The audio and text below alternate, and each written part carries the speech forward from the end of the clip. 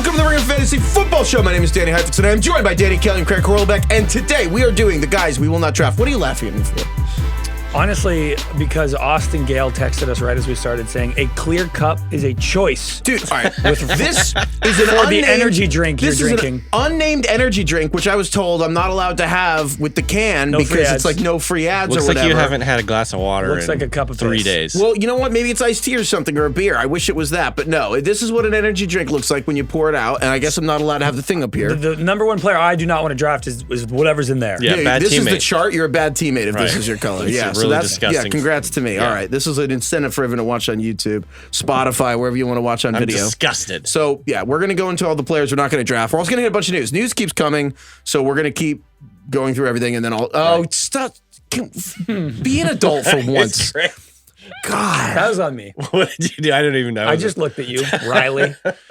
let's take a quick break. This episode of the Ringer Fantasy Football Show is presented by Hyundai. Get into the Hyundai Getaway sales event and get away with a deal so right it almost feels wrong. You can get huge savings on their adventure-ready SUVs like the Hyundai Santa Fe and Santa Fe Hybrid models. Or go all-electric and choose from America's most awarded EV lineup like the Breakthrough Ioniq 5 or Ioniq 6. Visit HyundaiUSA.com or call 562-314-4603 for details. Offers end September 2nd, 2025. All right, let's get into some news. Okay, so the number one thing, Rashee Rice, the Chiefs receiver, basically accepted a suspension. They had a hearing for later this month. Sorry, it's not September yet, but September 28th, they were going to have a hearing and determine it. They kind of did the NFL equivalent of a settlement where NFL wanted 10 and he wanted like 2, and they decided on 6, which is kind of roughly what we thought was going to happen. I think there was a chance it was going to be less than that or whatever. So now we actually know that it's going to be at the beginning of the year. Yes, that's the thing that changed. I think we thought around 6 games would have made sense, but that hearing was September 30th, I believe, which was after week 4. And there was a conspiracy about why that was, they wanted Rashee Rice to be in all the primetime games to start the season. All the Chiefs games are primetime games. That's the flaw in this game. The first 4 were like big games. I don't believe that theory. Maybe I do. I don't. No, I don't. The problem is every Chiefs game's in primetime except 3. But now Rashee Rice will be out the first 6 weeks of the season. If it would have been like he's out weeks 8 to 14, things get a little dicier. There's more bye weeks. Fantasy playoffs are coming. So I guess if you had to pick 6 weeks, this is the best 6 weeks. So I don't think our ranking will actually change too much because we kind of assumed he would be missing around this 6 games, right? Right. I think you can make the argument that I think we had kind of assumed it would be 6 games, but I think that you can also make the argument that there were maybe if you would hoped it would be less, like maybe this is bad. The flip side is there was also a chance he'd play 4 games. Right. Those might be his worst 4 just because coming off the injury, and then you would get suspended 6 games in the middle of the season, and then. So he gets a month and a half to start the season to continue rehabbing his knee. The only bummer is that they have a week 10 bye week, so he doesn't get to miss the bye week. So the question is, where do you take Rashee Rice?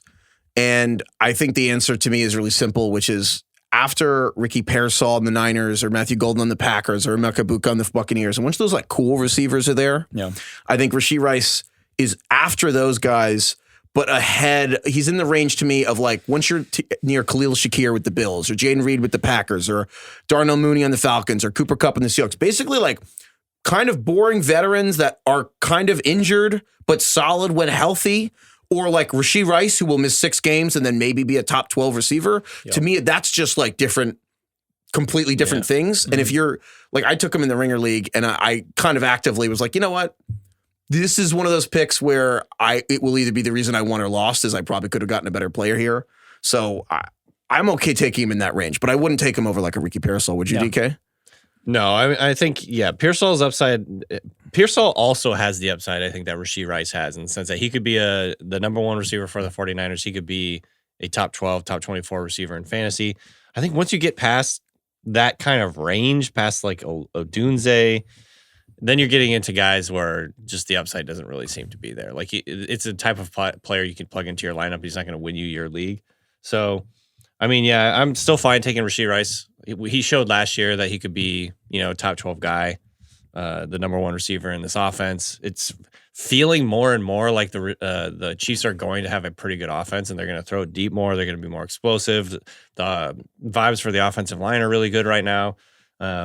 So I don't know. I just kind of do feel like this might be a resurgent Patrick Mahomes season. So Rashee Rice could really be a beneficiary of that. I just want to ask really quick about Xavier Worthy. I think we kind of priced him as if he would be the quote-unquote lead receiver for 6 games. I feel like I'm accidentally the highest person in Xavier Worthy. I'm fine taking him as your like 5th pick. I like Xavier. I don't think you It's have so- to, but yeah. I feel like I just like him more than other people. I don't know. I just think he's going to be an NFL player. I think he's going to be a guy that it always gets schemed touches, but it's like I like drafting wide receivers where I'm like, could Ricky Pearsall be a guy who gets 12 targets a game? Yes. I don't think Xavier Worthy has that. Right. And so I'm like, even though it's the Chiefs and Mahomes, and if they have a much better deep passing game, all that stuff, he's still in that like Jameson Williams kind of like he will be schemed into the offense. He's not just like they will pepper him every game type guy. Yeah. I think that's why he has somewhat of a ceiling for me. Same. Do you So agree? Yeah, I agree. I think he's, and especially if you look at last year when he started to come on strong, he was running a lot of the Rashee Rice style routes. Mhm. So how long is he going to have his value if Rashee Rice is back after week 6 or week 7?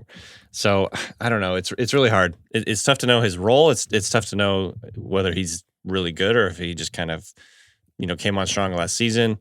There's more weapons in the offense now. I don't know. So the other one you mentioned, Craig, Adam Thielen traded from the Panthers to the Vikings. I think some people are like, oh, does this mean anything for Tetaroa McMillan, the Panthers receiver they took in the first round? I think mustard no. he puts on that. How am I supposed to say it? How am I supposed to say it? How am I supposed to say it? Tetaroa. Tetaroa. Yes. Really? That's it. Yeah. Yeah. Tetaroa. That's it. Tetaroa is really There's hard. an A and an I. I don't know. It's an O and an I, I think, isn't it? Or is it AI? No, it's T-E-T-A-I? T-E-T. Regardless, it's just say Tetaroa. Okay, so I can just say Tetaroa. Yeah. Sure. All right, yeah, I'll do that. That seems way Again, easier. You don't have to say croissant. All right, Tetaroa. All right, Tetaroa. If his mom tells me I'm doing it wrong, I'm going to blame you. I'm going to say Craig told me to do it at wrong. We can do that. Yeah. All right, If his we can mom reaches pivot. out to you, you can give her my email. I'm sorry, Mrs. McMillan. Anyway, I'm Tetaroa. going to email you. Anyway, it has nothing to do with Tetaroa McMillan. I think the Panthers basically have a lot of faith in Jalen Coker, who's the undrafted free agent they signed last year, who's just better than Xavier Legette, who took in the first round.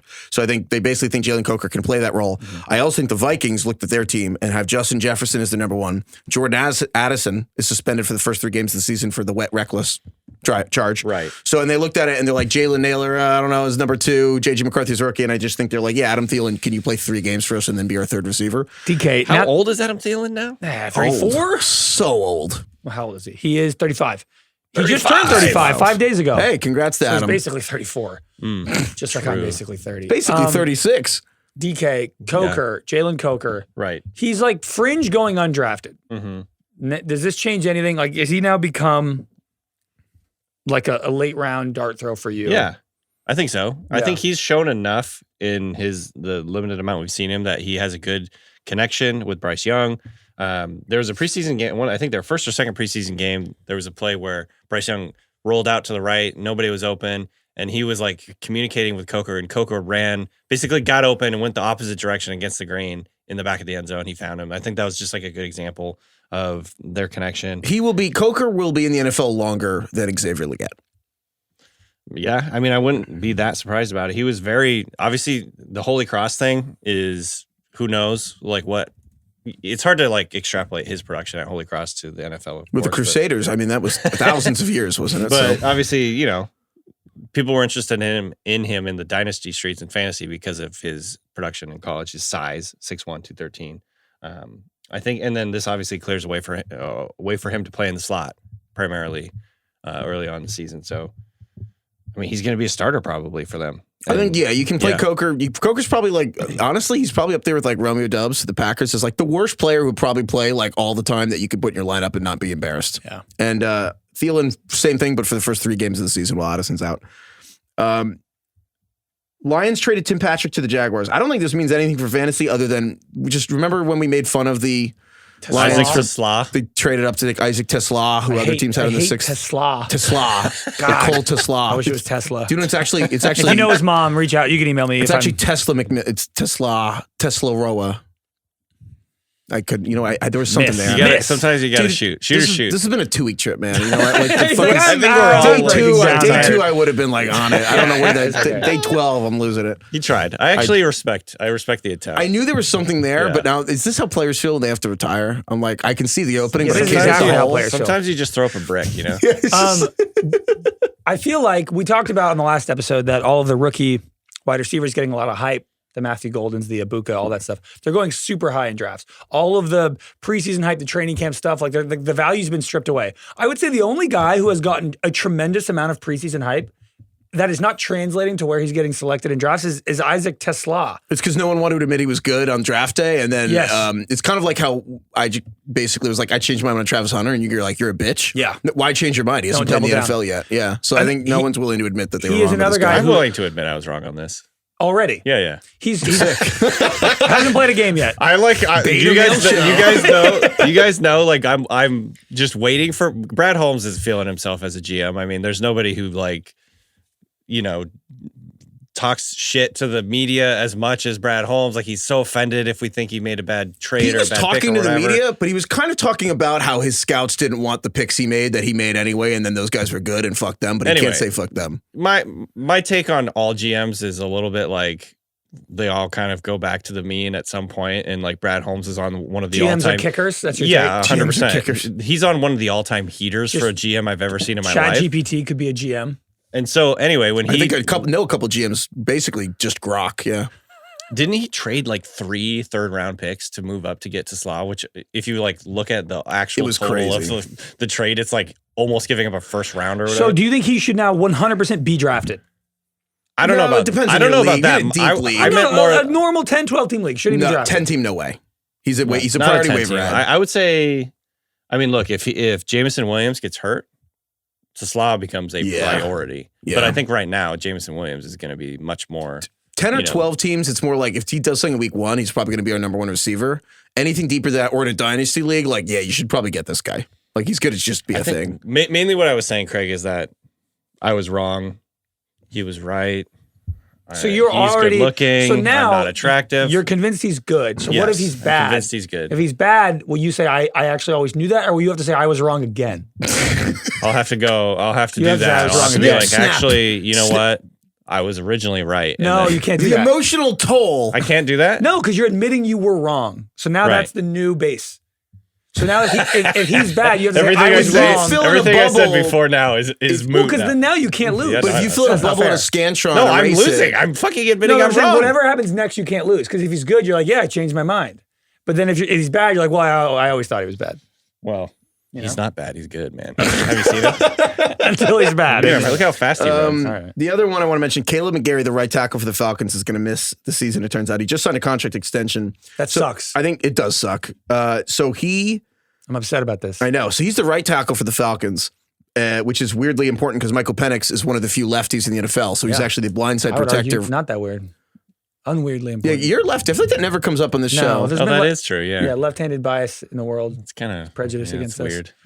That is true. We can't cut scissors. We can't cut with scissors. The scissors is so weird. It's a real thing. Is funny. It's a real thing. Scissors. Yeah. Email us at Ringer Fantasy. Fantasy. Find some fucking scissors that fit me. We get the lead on our hand. You know what's funny too? Yeah, you're dragging your hand across. You're smearing the page. The other thing about lefty bias is it's the only thing that's like objective, and when righties hear it, no one gives a shit. I don't care. You know what always was annoying was in class. You know those desks in like elementary school, middle school, whatever, that only have the one arm, and it's always the right arm. Yeah. Dude, so you always like have the elbow hanging off the desk. Why didn't your dad do a Tua thing and make you right-handed? Because that's cruel. You know what's so funny? Even the most like liberal, inclusive people in the world. Because that's child cruelty. Even the most liberal, inclusive people in the world don't give a fuck if you're lefty. I don't care about your problems. Actually a real problem, but I know, but it's fun. Email us at ringerfantasyfootball@gmail.com if you're a lefty and you have like lefty problems. I want to hear the lefty things I wouldn't think about. It is filled with inconveniences. Do you golf lefty? No. You golf righty? Yeah. Do you throw lefty? Yeah. Do you shoot lefty? Yeah. I right lefty. Do you bat lefty? No. You bat righty and you Is that because you were taught to bat righty? Well, I have a take that I actually think swinging something right-handed is actually swinging it left-handed. Phil Mickelson feels this way too. What? Because here's what I'll say. That lefty question that Craig just had actually continued for so long that we picked it up and moved it to the end of the episode. So you can go and listen. It's going to be out of order because we kind of felt a little guilty having such a long tangent. People are going to be upset about the take. I'm sure they'll be like, you're an idiot. So we're going to pick that up and drop it in later. So skip ahead, I guess. But anyway, so Michael Penix Jr. is a lefty, and so the right tackle is the left tackle, kind of like Craig's take. And so anyway, the point being, Storm Norton, who's the other backup swing tackle for the Falcons, is also, I know, God. Another Storm. I wish he was better for Storms in the NFL. It's crazy. So anyway, Storm Duck and Storm Norton. Anyway, Storm Norton had an ankle surgery, so he's out 2 months. So the backup's going to be Elijah Wilkinson, who's like this 30-year-old journeyman. He's actually started like 40 games in the NFL. But so I guess he'll be right tackle. I feel like Bijan, well, I don't want to influence you guys. 4th pick is on the board. The first 3 picks are like Jamar Chase, Saquon, Jahmyr Gibbs. You're still taking Bijan Robinson 4th, right, DK? Even with this news? Yeah. I don't think that's controversial. I mean, he's still going to get the volume. He's still going to be explosive. It's just like a little more worrisome now, particularly to me for Penix, less so for Bijan. Yeah. Like, I think the question is now, does Drake London, is that now enough for you to take like a different player over Drake London in like the, second round or something? Slight downgrade, but not anything major. Like what if you're like deciding between AJ Brown and Drake London now? Maybe you would lean AJ Brown. Maybe, yeah. It's like a tiebreaker, I guess, but not really. I'm not moving him down significantly. Yeah, I don't know. I kind of don't think I'm doing a whole lot. I think it's okay. I think it's fine. Says now and then Michael Penix is going to get like smashed in week 1 and obliterated from his blind side. I'm going to be like, oh, I guess lefty's actually lefty. Bijan misses the block, gets benched. It's like a calamity. Like, oh no. Okay, this is the most important news of all. So I saw this. We're at the era of media where I saw this and just kind of thought it was like fake. I did too. I thought you guys were pranking Like, so I actually just couldn't. I just scrolled past. I was like, that didn't happen. So I guess Bill Belichick and Jordan Hudson filed a trademark. Really Jordan? Jordan? I actually don't know how to say her name. I always assumed everybody's just kind of making fun of her by saying Jordawaroa. Because it's O-N to end. Right. It's not A-N, so everyone's saying Jordan as a... So, okay. I don't know. Got it. I would be surprised if her name is Jordan, but maybe. It's just Jordan. I don't know. Anyway, nothing would surprise me. It's like people say Oregon. But the point being, so she signed, they tried to file a trademark for Gold Digger, which I mean, that's just incredible. No, here's the I'm gonna sit this one out. Look at how she spells her name on Instagram. It's a Jord. The second O, she capitalizes. Oh wow! So maybe it's Jordan. Is she leaning in, or has it always been that way? No, that is the question. Well, here's my question. I'm sitting the Gold Digger thing out. I can't. Do you think? You guys go. Here's my question. With the Gold Digger thing, do you think that she didn't know that Kanye West has a song named Gold Digger because she wasn't born when that song came out? Is that right?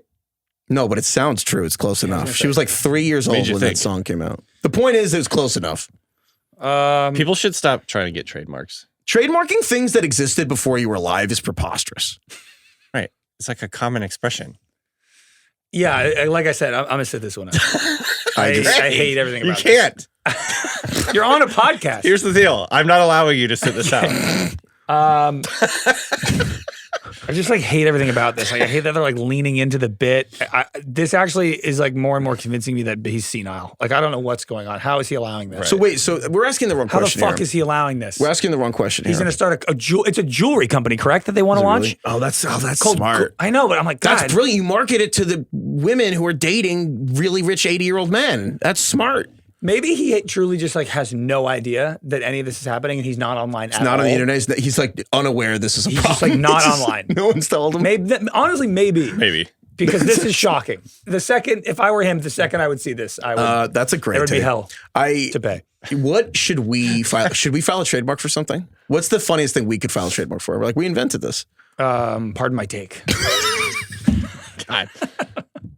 I'm trying to think. If they could do this phrase, Russell Wilson tried to do like sleeper. Sleepers. Yeah, we trademarked sleeper. Trademark sleeper. We invented it. Yeah. Lad Mahonky. Thank God we invented that. That's pretty good. Email us at ringerfantasyfootball@gmail.com. If anyone can help us with patents or IP and how to file a patent, please put that in the email of like patent help or trademark help. We're going to try to file a trademark. Email us also if you aren't a lawyer. Email us ideas that we should try and trademark. And I do want to see what's the thread the needle here of what's the funniest thing we could trademark that we have a shot at. No, I want it larger than that. I'm just spitting football out ideas. Belichick.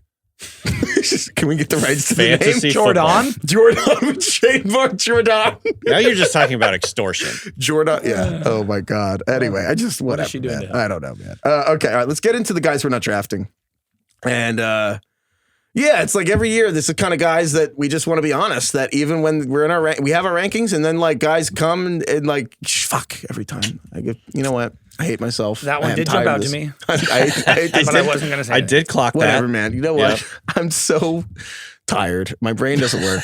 You guys fucking do the segment. Okay.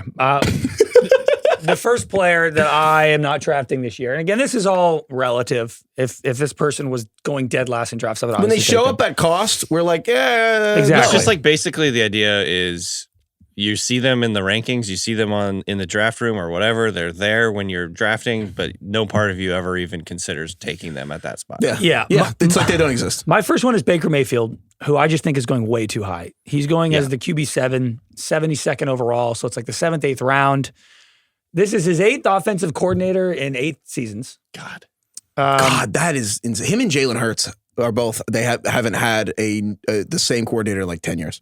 Yeah, it's honestly, it's kind of a boring argument, to be honest. It's just like regression. Right. If you look at Baker's first 6 seasons, touchdown rate is a really easy way to kind of tell if somebody played better than they should have one year. Right, or if they were like an outlier. Had an outlier season. Yeah. Touchdown rate is just literally what percentage of your passes end up as touchdowns. Baker Mayfield's average for the first 6 seasons of his career was 4.5%, which is like pretty solid, normal. Last year was 7.1, which is really high. It was second in the league. It was only behind Lamar. For context, 7.1. Patrick Mahomes has done that one time in his career. Joe Burrow has never done that. Josh Allen has never done that. Jared Goff's never done that. Dak Prescott has never done that. Wow. And I was actually listening to JJ Zachariason on his podcast earlier today, and he was mentioning Baker Mayfield and his touchdown percentage, and there's basically been 15 guys, I'll try to remember this correctly, there's been 15 guys since 2011 who have had around a 7% touchdown rate. They averaged 21 points a game that year. The next year, their average was 17 points a game that year. So they dropped basically like 20% of their points. And the point being also 15, it's about 15 years. One guy a year does this. Yes. Baker happened to be the guy last year. And the odds that it's Baker again is actually more or less equal to the odds of guys going 7 or 8 rounds later. Yes. So it's like, I actually think he is by far the worst value at quarterback. And you should be taking Dak Prescott, Jordan Love, Justin Herbert. All of those guys are equally as likely, in my opinion, to produce a big season. Right. To be clear, we're not saying Baker's really fun to root for. He's a fun story. It's a great team. We're just saying it's closer to his ceiling than his floor. And again, to me, it's really simple. I just did my oldest league. We did the draft. Baker went in the 7th round. Dak Prescott went in the 13th round. Yeah, that's on Sleeper where the quarterbacks are ranked a little lower than like guy who has the quarterbacks higher. So it depends. But the point being, what are the odds Baker outdoes Dak? The answer is it's not a 6-round difference. It's not a 60-player difference. No, I mean if you had to pick one team to lead the league in points, are you picking the Bucs or the Cowboys? Exactly. And the other part of it, and the other thing JJ Zachariason talks about all the time is just the reason rushing quarterbacks go high is not just because rushing points are worth more. It's easier to predict because there's no Jared Goff is not going to just run for 500 yards. Like it's not. We know who is fast and who is a good runner and not.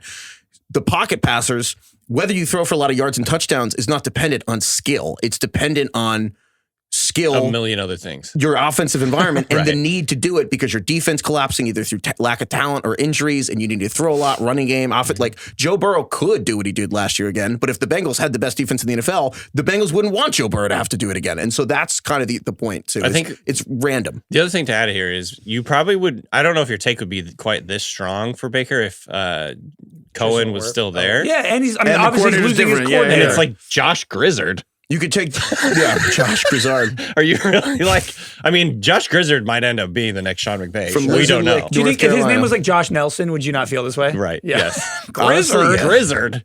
King Gizzard and the Lizard Wizard. All right. Next guy here, DK. Lizard Lick. What isn't he from? Lizard Lick, North Carolina. Yeah. DK, another guy you're not drafting. I'm capitulating a little bit here, and I'm not drafting DK Metcalf this year. Really? Well, you guys wore me down a little bit. Your former favorite player on the Seahawks. Yeah, I mean, obviously he got traded from the Seahawks. Yep. Even last year, he wasn't a good value. In fact, he was probably not helping you much relative to what you're expecting. Last year, he was a wide receiver 33, 10 points per game. That's not very good in the big scheme of things at half PPR. There's a lot of guys, there's a lot of receivers that can get you that. And he did that on a 19% target rate. More than what happened last year, though, I'm just like concerned about this offense with the Steelers this year. I think there's just a lot of weird ingredients to make this all work together. Mm-hmm. You got Arthur Smith and Aaron Rodgers together, which I'm very excited to see how this goes. Just first of all, from a, like if you like watching reality TV, that to me feels like a good. It's like throw a couple like very opinionated weird people together. I can't think of Real World season 1 or whatever. 2 people more prepared to give less fucks than Aaron Rodgers and then Arthur Smith, whose father founded FedEx and is probably worth billions of dollars. Like neither of them give a shit. And then obviously you have, Mike Tomlin, the head coach, who's trying to like smooth everything out and whatever. DK Metcalf in his own right is kind of a mercurial personality. He's like, Seahawks fans kind of got sick of him because he kept getting in fights, getting penalties all the time. Like, there is a very, like, the situation where Aaron Rodgers gets really fed up with DK Metcalf, to me, feels likely. So anyways, there's just a lot of weird ingredients here. And in addition, he's going to be really volatile. I also, the thing with Metcalf, I still have yet to hear an explanation of why this Steelers offense will be different than just like probably a better version of what Roethlisberger was at the end when he couldn't move. The park and bark. And Rodgers is going to run a park and bark offense where, again, I know I keep saying this, but no under center, so there's no play action. So the no under center running game means you're running everything out of shotgun, which makes the running game worse. But then also, because Rodgers won't take hits, the ball's coming out fast. So the receivers, the secondary's playing up, which also makes the running game hard, but it also makes the quick throws harder because they're not expecting it. So if you have to kind of figure out how are we going to protect long enough to get the deep shots we want, and here's my other issue, and how is DK Metcalf really going to do on these slants and these quick routes that Rodgers wants to run? Like, is that really DK Metcalf's game? I feel like he's going to have these calculated. He can do it, but I don't think that's like his core talent. So who's doing? He's a explosive vertical threat. And so maybe they're going to figure out ways to have 2 and 3 tight end sets to make. Maybe, and again, they're aware of all this. There's just, to your point, there's a lot of different ways the Steelers season could go wrong on offense. And maybe there's 2 or 3 it goes right. What if it's just like a beautiful symphony that somehow just works? Maybe. If you don't think about it, you can kind of convince yourself that he falls into the Calvin Ridley. Like, well, it's kind of just him. He's the only guy. Yeah. But I mostly agree with you. Same reason with the Steelers offense. I kind of just keep passing on Kaleb Johnson, the running back at Iowa. I think that he's like a guy that, if you haven't thought about it since the draft, because it was like, oh, zone runner needs to go to zone team. Steelers love zone. Arthur Smith, great. And we were like, damn, we comped Kaleb Johnson. The fit is good. We comped Kaleb Johnson to Derrick Henry. And he's a good next year pick, I think. Exactly. My joke with Kaleb Johnson is that he's Derrick Henry before the 2 years where Derrick Henry was fine and nobody remembers it and nobody deletes it. But Kaleb Johnson, to me, it's a combination of a rookie needing to impress Aaron Rodgers enough to be on the field, which is like a strike one, needing to protect him at all times because Aaron Rodgers can't get hit. Also, like, it is a little more nuanced to read blocks from shotgun instead of under center. Like, that is not quite the same. It's not like Madden. You just put a guy in like a little harder. And Arthur Smith infamously wasn't playing Kyle Pitts over Jonnu Smith, which I get. Bijan Robinson was getting mixed in with Algier. Like, this is not Bijan Robinson. It was a top 10 pick. Like, this is a guy who's a 3rd round pick. You have Jalen Warren there. Like, they have Kenneth Gainwell might be playing. Like, Kenneth Gainwell might be playing over Kaleb Johnson in week 1. And Kaleb Johnson, there's a world where Kaleb Johnson is closer in week 1 to like Trey Benson in Arizona or like Braylon Allen on the Jets instead of like the starting running back for the Steelers. And he's going in a range next to Jalen Warren. I'm like, man, Jalen Warren. I was going to ask actually, like, does being out on Kaleb Johnson make you in on Jalen Warren? I think he's a boring running back that could be a pretty good value. Jalen Warren's a boring guy, a Glansberg guy you don't think about. Like, he's just, and Glansberg's our joke for players we end up not talking about all season. I don't think Jalen Warren has he's kind of small hit, small miss. So we haven't talked about Jalen Warren a lot. I agree. But he's probably like a Kirkland brand Tony Pollard or something. But overall, you don't have to hate Aaron Rodgers personally or politically or whatever to be like, this also could work. But the Steelers offense just might be hard to watch. And Kaleb Johnson will be a rookie trying to break into an offense that's hard to watch. And I'm like, I don't want any part of this. So we'll see. Yeah. I'm okay being wrong that if Aaron Rodgers has an incredible season, the short answer is like, I don't need to be in on that. I will. You're going to be happy for him. Also, even if Aaron Rodgers has an incredible season, that doesn't necessarily mean Kaleb Johnson will have a good season. Yes, exactly. So that's like, yeah, I agree. I do agree with you. The next guy who's on my do not draft list is Terry McLaurin. We've talked about him a little bit this offseason. He's just another natural regression candidate. He's going as a top 20 wide receiver. He's going in the top 50 of drafts. Look, he caught 13 touchdowns last year. Before that, he was averaging 5 a season for the first 6 years of his career. So it was a tremendous outlier season for him in the red zone. If you look at all the other underlying statistics, he was 34th in targets per game. He was 24th in yards per game. And that was before they had Debo. Now they didn't really Samuel. Have much target competition last year at all. No, and they also didn't throw the ball a whole lot. They were bottom 7 in pass rate. Right. So Anthony Lynn, Cliff Kingsbury gets all this credit in Washington, but Anthony Lynn as the run game coordinator he really changed that team. Yeah. So this is just kind of like a plain and simple. Plus, he missed a lot of training camp in this hold-in, so he may be a little bit behind. Yeah, I think him as the top 20 guy, I mean, even considering what he did last year, he was still only the wide receiver 15. He had 13 touchdowns, and he was barely a top 15 wide receiver. So you need that to happen again for him to kind of return the value of that. And the other thing about Terry, it's not just that he had 13 touchdowns, which was the most in history. And again, it's the least fun fantasy analysis. Won't score that much again. But the nature of his scores were fun to watch. Explosive. They were all walk-off game-winning touchdowns. Dude, there was that one insane one against the Cowboys. It was the Bengals. And this is when we realized Jaden Daniels was him. Out of control. This is the one where I did a story on the resurgence. So you're talking about the corner of the end zone one. The corner of the end zone. That was the moment I was like, Jaden has it. Yeah, we were like, this guy's it. Wasn't there another one against the Cowboys? Some late game? Yeah, or maybe it wasn't a touchdown. Yeah, the Cowboys was weird because then Turpin returned the game. They lost that game, actually, Washington did. But Jaden Daniels led a game-winning drive, and then Turpin returned a kickoff for a touchdown, which didn't happen that much last year. So they ended up losing. But yeah, he had another one to Terry. And again, if you really believe, like if you're a Washington fan, like you want to Terry McLaurin because your team's good, go for it. But overall, what we're saying is Terry's the first receiver you're going to take that it's hard for us to be like, he's going to join the Puka Nacua range of like, not only will he have 13 touchdowns again, he'll have 400 more yards. It's just like hard to get there, but it's very easy to be like, he'll have the same season with 4 fewer touchdowns. It's still good for him in real life, but not going to, it's just replaceable 2 rounds later. Like, it's got to be annoying, I think, if you're a Commanders fan this offseason. Like, for them to almost make the damn Super Bowl, and everyone's like, they're my pick to not make the playoffs. Like, I don't feel bad at all. I'm just saying, and then like flip side is like the Broncos squeak into the playoffs, get fucking destroyed, and everyone's like, Broncos sleeper Super Bowl pick. Meanwhile, the Commanders and Jaden Daniels, everyone he's agrees. Probably like a Hall of Fame quarterback, and everyone's like, they're not going to make the playoffs. Everyone agrees. Well, no, everyone agrees in Jaden Daniels. I don't know. My thing with Washington's very simple. I know their old team. They're the oldest team in the NFL. I'm just saying, it's probably a little annoying. In the same way that everybody got mad at DK for like not mentioning Jalen Hurts first as like one of the best Eagles players after they won the Super Bowl. I have to imagine it's a little annoying that it is the trendy pick to choose the Commanders to miss the playoffs. You know what else is annoying? Tommy DeVito won 2 games for the Giants and sent Jaden Daniels to a division rival. So if Washington fans are upset that I'm saying this, you know what? I'll trade you Jaden Daniels or Jackson Dart. Heifetz is basically saying that if your team is good, you're not allowed to complain about anything ever.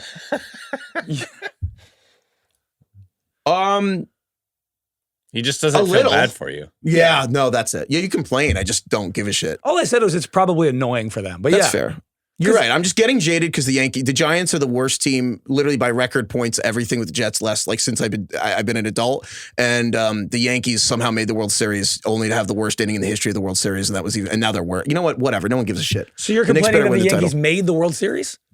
They actually, they somehow made that unsatisfying because they actually were like, you know what? Let's not go into this. What? No one gives a shit. Whatever. No one feels bad for Yankees fans.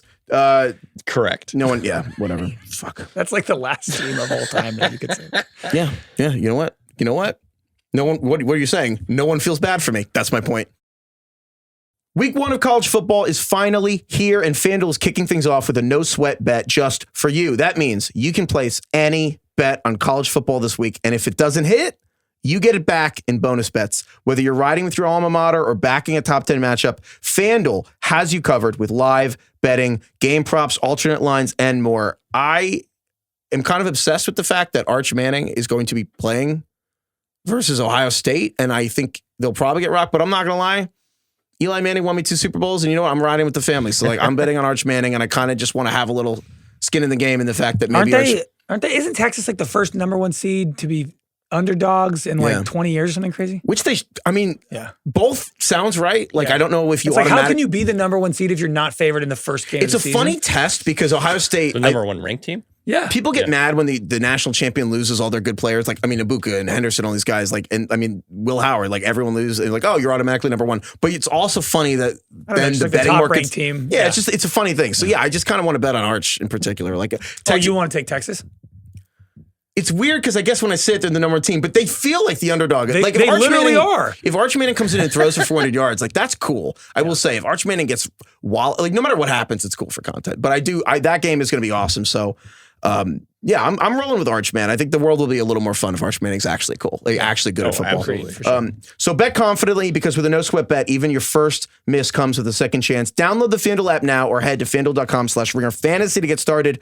Must be 21 plus and present in select states or 18 plus and present in DC, Kentucky, or Wyoming. Opt-in required. Refund issued as non-withdrawable bonus bets that expire 7 days after receipt. Max refund $5 unless otherwise specified. Restrictions apply, including token expiration. See terms at sportsbook.fanduel.com. Gambling problem? Call 1-800-GAMBLER or visit rg-help.com. Call 1-888-789-7777 or visit ccpg.org/chat in Connecticut. Give us another player not drafting, DK. All right. This one's probably pretty obvious, but I do feel like he's been getting a lot of hype as a post-type sleeper type player. Mark Andrews, tight end for the Ravens. I hate this. I love Mark Andrews. I thought you changed your mind on Mark Andrews and you were kind of in. Now you're out. He's waiting till week 1. No, I'm out. Okay. He's just one of those players when you've always when hated you're him. in the draft. I just can't do it. I can't decide to do it. It's too many things pulling me the other direction. I'm I'll look at other guys around that spot. Plus, if you look at our rankings, players that are going around him, RJ Harvey, Pollard, Pacheco, Emeka Ibuka, Travis Hunter, Ricky Pearsall, Matthew Golden. These are guys that are going in the round where Mark Andrews is going. I just can't get excited to draft him. And it's not just because of the previous bit I've had where he gives me the ick because he's volleyball setting touchdowns into the stands, or that he dropped, the game tie. It would have been a game tying 2-point conversion to eliminate the Ravens last year. It's more just the production was fraudulent. Or fraudulent maybe is a little too strong. It's due to regress. If you look at the underlying metrics, after weeks 1 through 4. So weeks 1 through 4, he's coming off of a car accident. He had internal injuries or something. And he had tightrope surgery the year before that I think was under discussed, including by us. And so he was a combination of still recovering from the injury, and then he got in a car crash. So he was the worst, literally the worst player you were putting in your lineup the first half. Yeah. One of the best second half. After the first month, he was the tight end 5. Or sorry, in total points, and then tight end 7 in points per game. However, you're saying from October on. Yeah, not after. You're saying after the first month, he caught no passes. He was historically bad. I think you said after. Whatever I said, he after he got over his injury. Yes, then he was great. Top 5 guy. He caught 11 touchdowns in the last 10 weeks. Yes. But he was literally, he led the burn book for every week for the first month of the season. Right. The biggest he scored less than 10 points total in the first month of the season. The biggest question we got the first 2 months was, can I cut Mark Andrews? Right. And a lot of people did. You probably shouldn't. But he was valuable in the the rest of the season. I get that. And he was a good waiver wire pickup after everybody dropped him. I acknowledge that. But the 11 touchdowns, I think, hid the underlying metrics, which was, his snap rate, 61%, which is 26th among tight ends. He's not getting a ton of snaps. Isaiah Likely he's not gone. He's injured right now, but he's coming back. High ankle. He's coming back, though. Early-ish in the season. And then even after week 5, so basically everything after that first month where he didn't really do anything, he still only had a 16% target rate.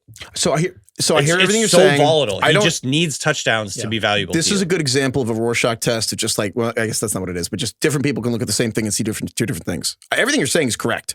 I would just posit this. The simplest version is last year, Mark Andrews was and this is in every sport, fantasy football, fantasy baseball always has this, someone who's the worst in the first half and the best in the second half. I just think it might be reversed for him because Isaiah Likely having this surgery, frankly, the snap thing, I think Mark Andrews is going to play a ton of snaps, and he has some nagging thing right now, but I think it's they're still going to platoon him. No, but they're not going to platoon. Isaiah Likely hasn't practiced. He's a foot issue. Kohler. I think Mark, not as a receiver. Those are blocking tight ends. I just think Mark Andrews is going to have a huge snap count rate in the first 6 weeks of the season, and he's actually going to get a ton of stuff. He will have the touchdowns because, again, who's not a red zone threat? Zay Flowers. I'm if they play DeAndre Hopkins in the red zone, sure. But I actually think Mark Andrews is the number 1 target in the red zone. I think when Isaiah Likely around, call it Halloween, is back to full strength or whatever. I think it's going to be 2 months into the season. I mean, it's your foot. He's a receiver. It's not just one. It's but cardio. It was already been a month. Yeah, but he had, it's. I don't know. I'm just speculating on his return, but it feels that feels aggressive. I'm not a doctor, but it's one. You have to get back in literal shape. You have to be in NFL level shape, not and likely. He's too good. He doesn't even. I literally thought you were saying that's not likely. He gets back. I'm just saying that I think the Mark Andrews thing is what you're. I just think he'll have he's more likely to have a good first half and a lesser second half than anything, which is ironic because that might be true. I'm just doing the thing Heifetz does all the time. Enjoy that on your team. I'm not going to do that. Okay, that's fair. The other thing I think that is worth talking about here is you just got done talking about touchdown rate.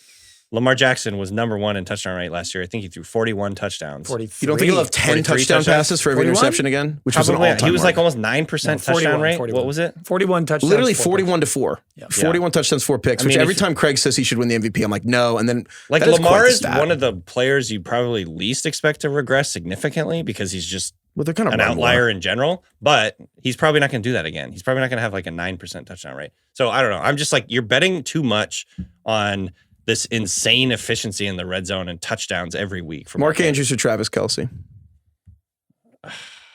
Oh, I don't. This is like one of those where it's like a trick question because I probably have Mark Andrews ranked higher, but I think I would rather take Kelce a little later. This is the point. This is the point I of would this just exercise. stay away from tight ends at the area and take someone later. This is what we're doing. This is what we're Right. talking about. It's like, yeah, there's just other positions we'd rather have at these guys at these spots. I'd So take a rookie receiver in that spot and hope for 1,000 yards or whatever. on that note, I want to talk about just while we're shitting on people's favorite teams here.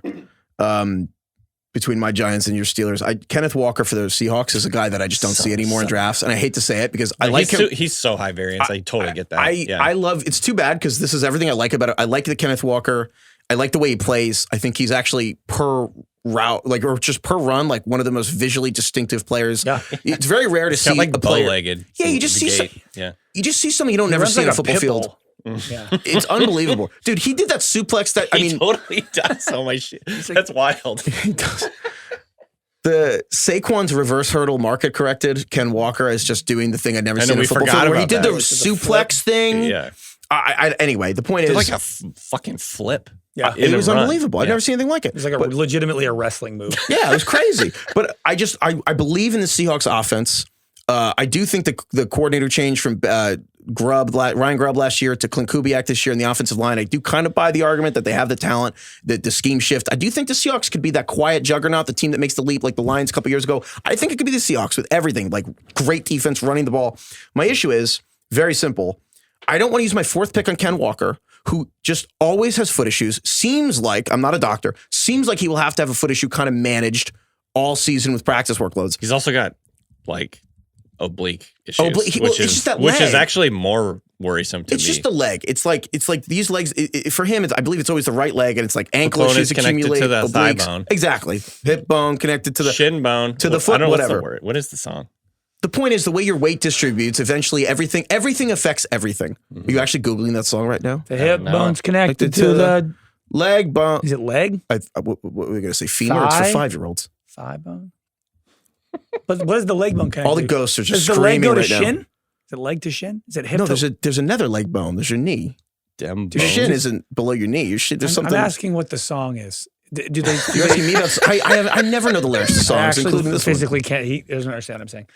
I don't know how the lyrics go. That's what we're Toe doing. bone connected to the foot bone. Foot bone connected to the heel bone. This is what I'm seeing. I don't remember all this, but It is thigh. Eat shit, Heifetz. You said shin. I said thigh and then shin. Oh fuck! All right, you're right. Eat shin. Telling someone to eat shit is It's just funny. fucking hits. We should rank insults one day in Power. It really Toe does bone just connected to like the feel foot bone. good Foot in bone your to the- soul. Yeah, it does. Eat shit. It works for every generation too. Eat shit. I feel like you could do that for boomers and for Gen Z. It works for everyone. Yeah, it Eat does. shit. Eat shit. It's great. Anyway, Ken Bones' bones are all connected, and like Ken Bone's the guy who Googled the sex. Was it Ken was it Bone. Ken Bone's pregnant guy- lady porn or something? I don't know. Look, Craig, we don't judge, all right? That's fair. Ken Bone. You're He right. just like, Look at Ken Bone. Don't sue me, Ken Bone. Ken Bone can come on the show. Slander. Ken Bone. Anyway, I like Fucking Ken name is Ken Bone. K-Bone. What do you mean? K-Bone. Okay, he is K-Bone. the human K-Bone. He Yeah, is he K-Bone. really is. He's K-Bone.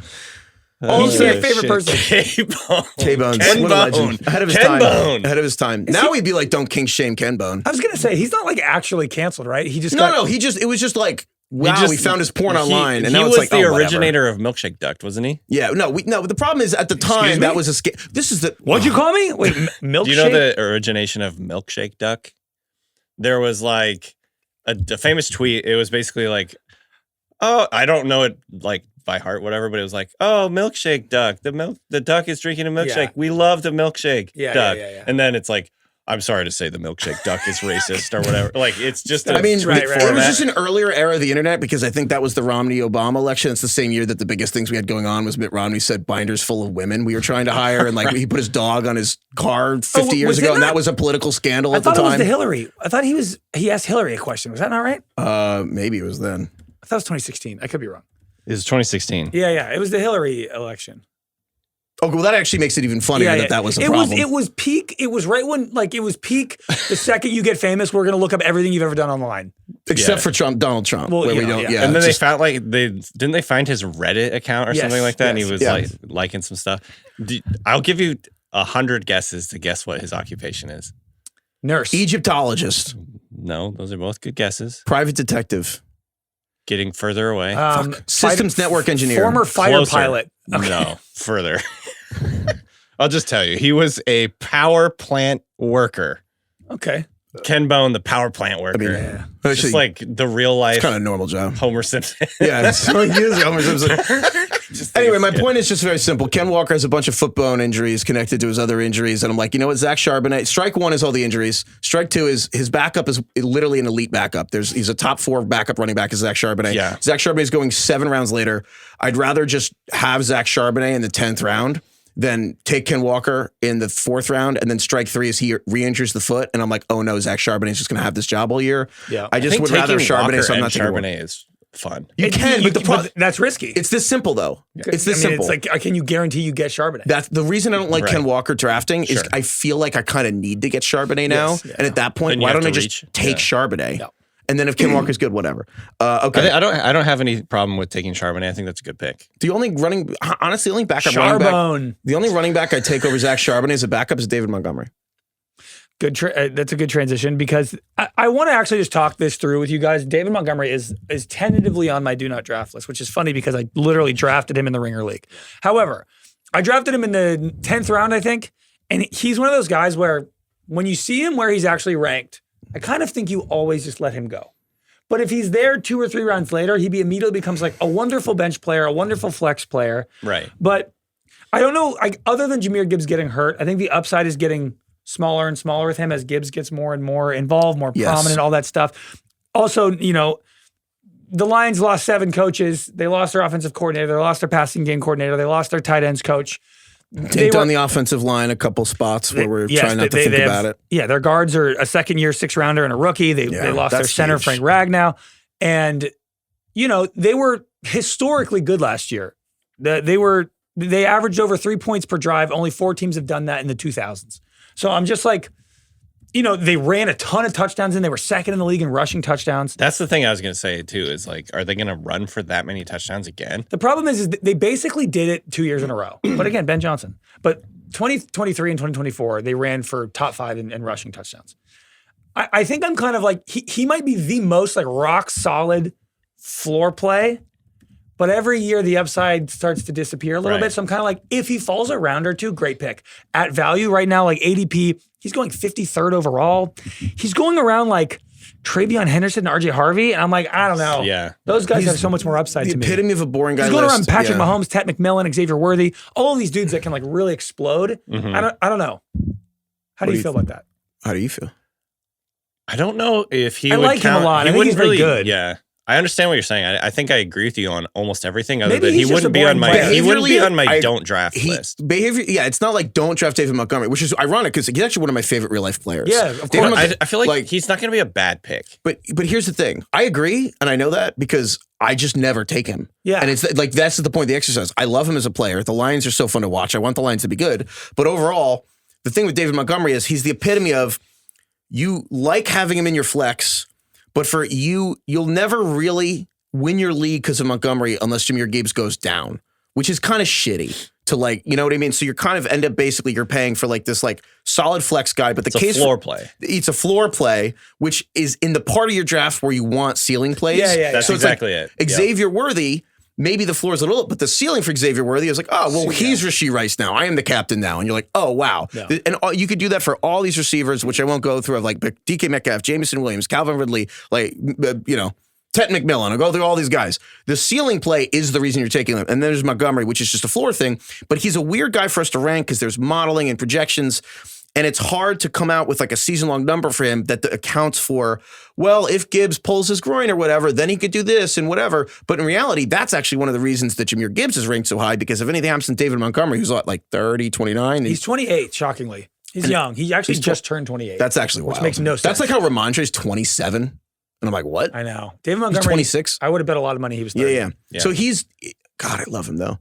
He's just the heart and soul of that team. This is where I wanted to work it out, because I don't even know if I fully endorse this, but he is a guy that just like when he pops up in the round that he's when you're in Yahoo, in like he's the epitome of this. When you're on the draft widget, you know, like the top guy, like everyone's drafting, and usually James Conner just sits there for an extra round or two at the top. And it's David like his picture is up there. And he's one of those guys. Here's the problem also with Montgomery is he's also, I mean, what day is today? We're recording this August 27th for the record. Even like, I think less than a week ago, he said, Jahmyr Gibbs will be the best running back in the NFL, and he's his biggest fan. They were called Peanut Butter and Jelly, and they're like, no, that's kind of lame, and they try to rebrand themselves Sonic and Knuckles, and I'm like, give yourself a nickname, it's kind of lame. But they are actually friends. But I do think that this is the season where like they understand that he's the heart and soul. I believe he's a captain, but like it's going to get a little phased out, and it's just weird in a range where in theory you're taking a second guy in a great team, but the guys around him are like, there's Tony Pollard, Tajay Spears is on IR. Tony Pollard's the lead running back on maybe a bad offense, but even if it's average, that's the thing. But who's on the field in week 1? At the goal line, on the first drive. And you look around the guys around him. Pacheco, we think Pacheco is going to be the lead running back on the Chiefs drive. Mm-hmm. And in the first quarter. And we think that like Tony Pollard certainly will be for the Titans. David Montgomery just might not be on like sometimes. Maybe the first drive because he's captain, but like Gibbs is the guy the Lions are going to want in there. And it's just weird. He's the first player you're drafting that like isn't really, you don't know who's going to be on the field. It's just weird. That's all. He's kind of the beginning of like the upside is over tier. Like, it's kind of the start of like, now you're just kind of drafting solid flex players. And that's the thing. It's like even James Conner, who you think, James Conner, David Montgomery, there's something. No. James Conner is going to be on the field all the time for Arizona. And that's all. It's just the worst thing is like having a guy that's not on a flex, an actual running back spot for you. Yeah. And you're like, wait, put him in.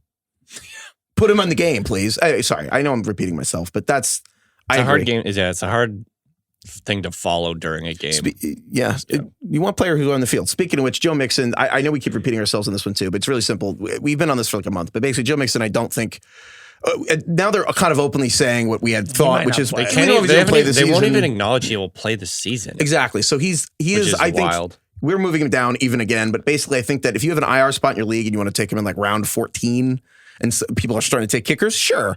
Other than that, like I kind of don't think he's going to play. We still don't know what the deal is with the starting running back. There's Nick Chubb, but it's Craig.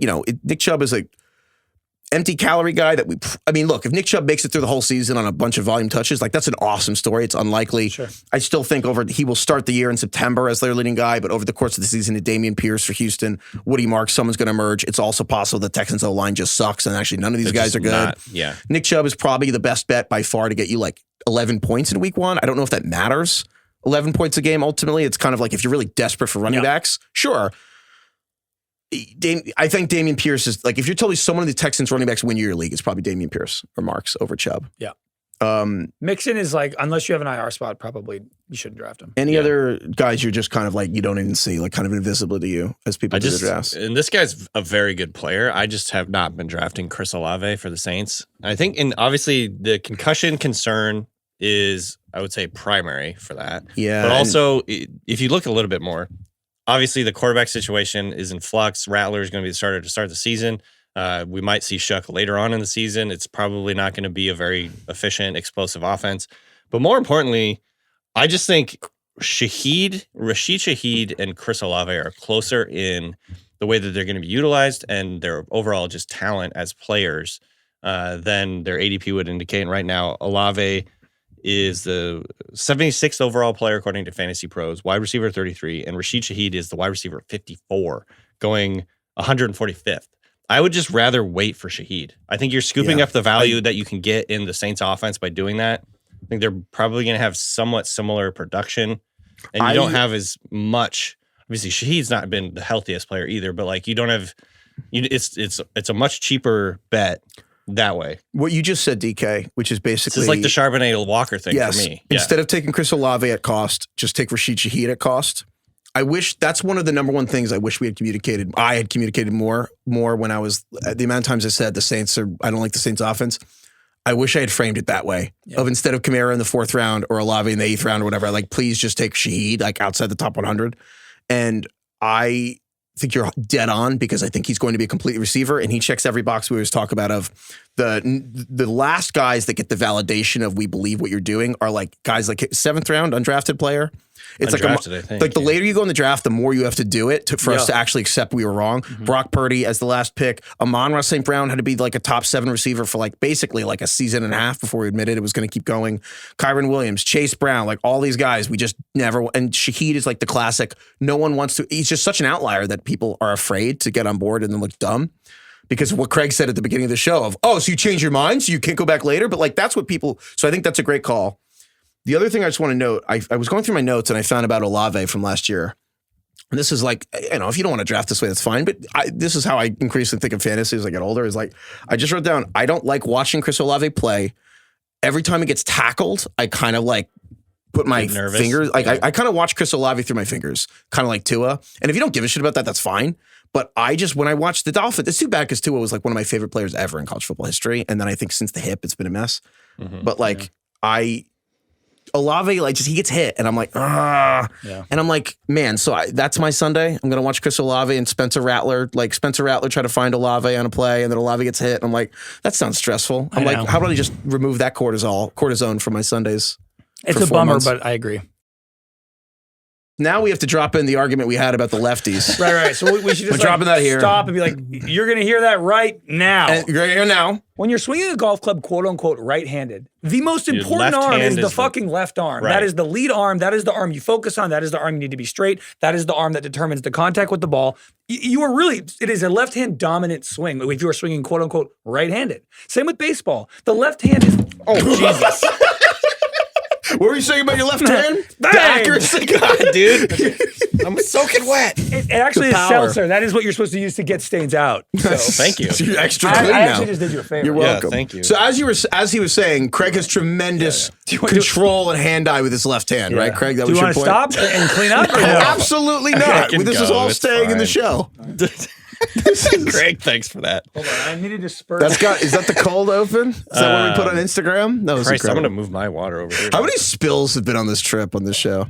That just shows you we've been on the grind. Yeah, actually, Podcast no grind. technology was harmed. Okay, hold on. I don't want you to lose your train of thought here. Okay, because what do you think God about that forbid. take? So I'm intrigued. I'm intrigued because the thing that went to my mind because I skateboarded and snowboarded back in the day, and when you're like a right foot, like regular footed, the opposite would be goofy. Right.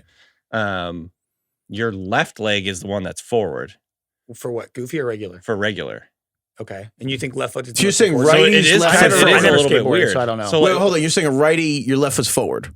If you are right-footed and you're skating, quote unquote, no, if you're normally, right-handed, you skate with your left foot forward. But dumb question, but like you're saying, like, I mean, isn't that the same as any swing where it's like if you're batting righty, your left foot's forward. If you're playing golf righty, your left foot's forward. Isn't that what your point is? That like your left I'm arm saying is leading? The left hand is the most important hand on a right-handed swing, right. and you're saying the left foot is the most important foot when you're skating. Yeah, like you're righty. doing the most dexterous stuff with But your isn't the left power foot 'cause coming you're- from your right side? It's but you're you pushing with the right. jump off your left foot when you're right-handed.